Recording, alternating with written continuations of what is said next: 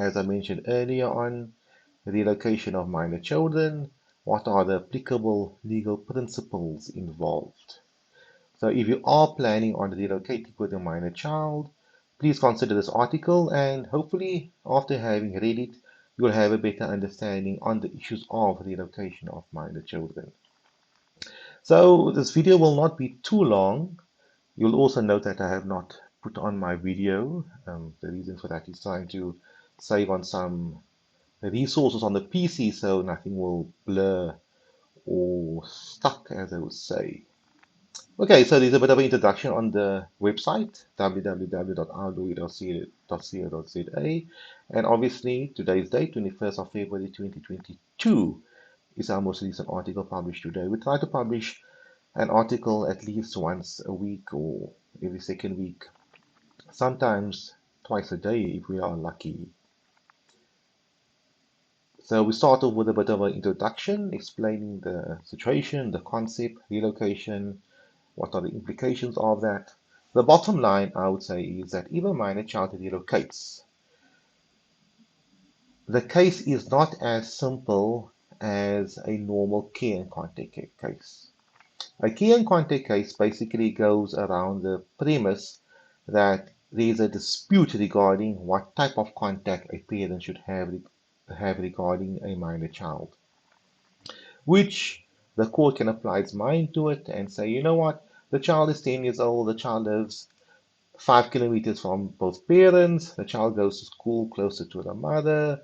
When the child comes home, the child should go to the mother first and freshen up, have food, whatever the case may be, do the homework, and then the child can travel to the father 5 kilometers later and have contact. So there are there are many possible scenarios that can be applied, many possible solutions that can be applied. The amount of them are obviously countless. The minor child can either live with the dad for 1 week or the mother for 1 week.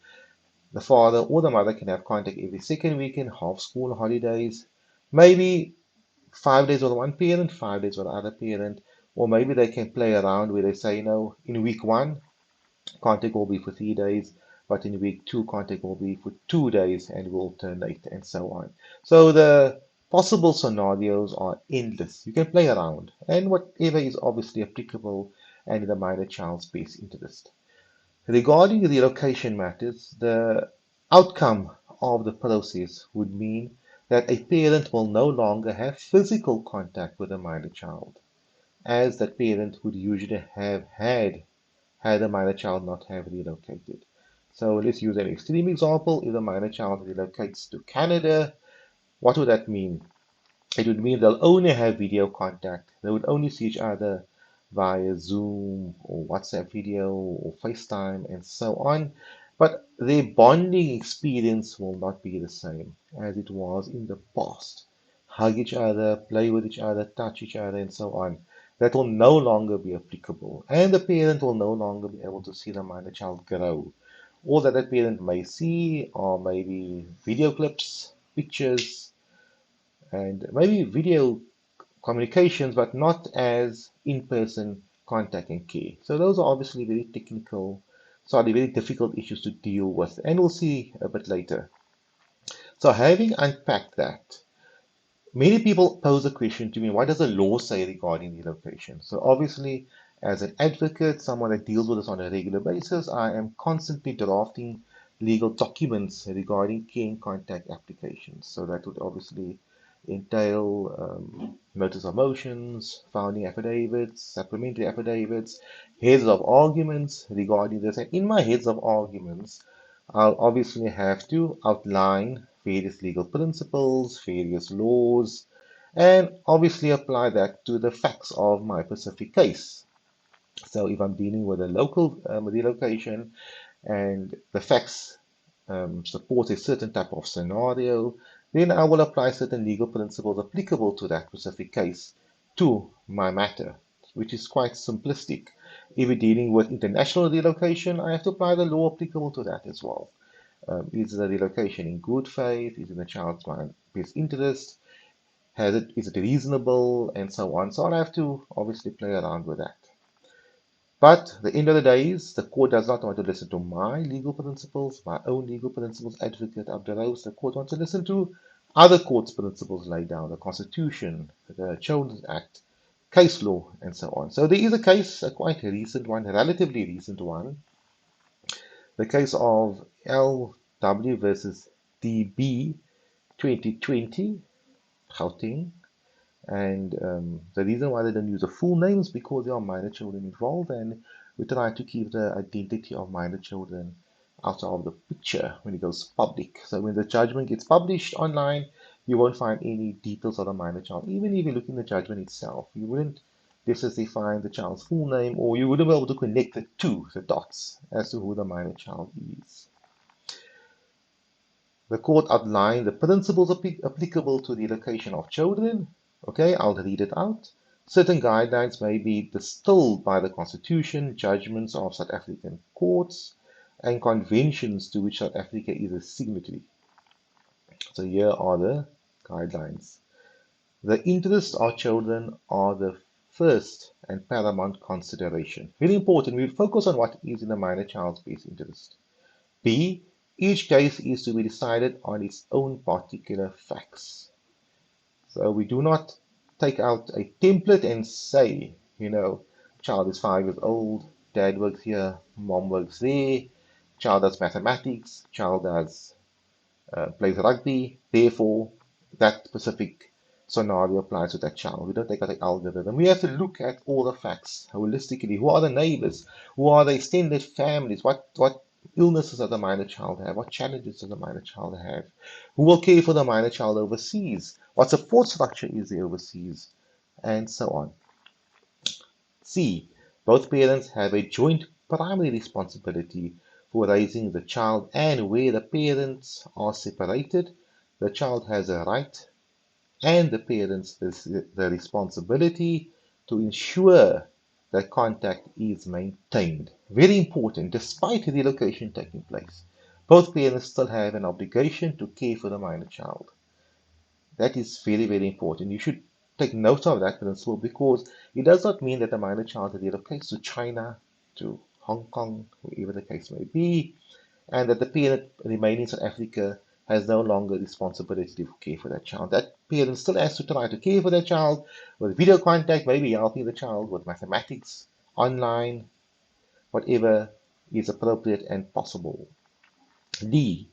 Where a custodial parent wishes to emigrate, so leaving South Africa, going to a different country, a court will not lightly refuse leave for the children to be taken out of the country if the decision of the custodial parent is shown to be bona fide, meaning in good faith, and reasonable. So a bad faith would be maybe, for example, just leaving to show the parent in South Africa, I'll show you a thing or two, or leaving without any valid basis, or just leaving for the sake of leaving, and not having thought through the process, not having made arrangement that side, and just going because she wants to get out of South Africa or he wants to get out of South Africa. And it must be reasonable. I mean, why? Is it for working purposes? Has this person remarried or met someone there and started life over there? Is the person going back to his or her place of birth, etc.? So that's very important.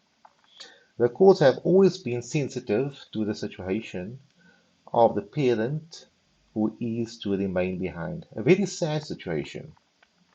As I mentioned earlier on, the parents will no longer have contact with a minor child as he or she used to, in the sense of not see the minor child every day, not hug the minor child, not play with the minor child, and so on. Just give me 1 second.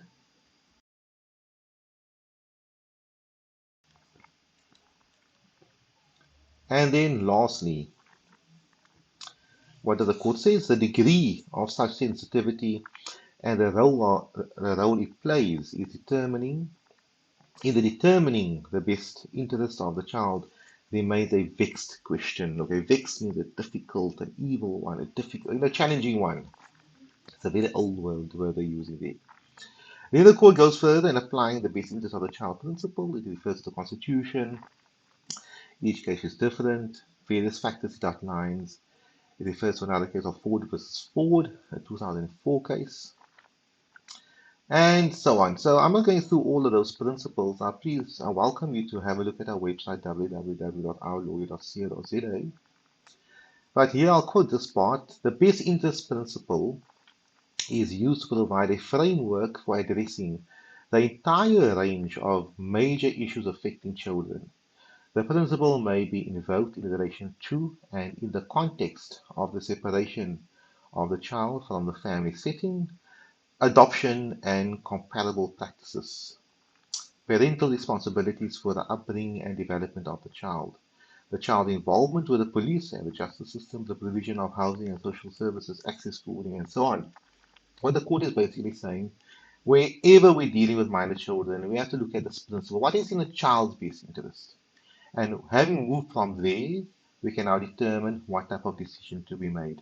So that's it, ladies and gentlemen. Thank you very much for watching the short video. I would advise you to have a look at our website, and if you are involved in a relocation matter, which is possible, you would like to relocate from Cape Town to Johannesburg, from KwaZulu-Natal to a different province to the Northern Cape, wherever it is, and there is no consensus regarding the relocation, you see there's been problems. Try to understand the law first. You might ultimately see an attorney, see an advocate, obtain legal advice. But if you understand the legal principles on how relocation works, what is in a minor child's best interest, how those principles work, it may just assist you in getting better results as opposed to going into it blindly. The same way, if you are the person or the parent who wishes to oppose relocation, there's nothing wrong with that. You're entitled to do that. And the same way, understand the principles because you do not want to oppose it if there is no merit in your opposition, or ultimately.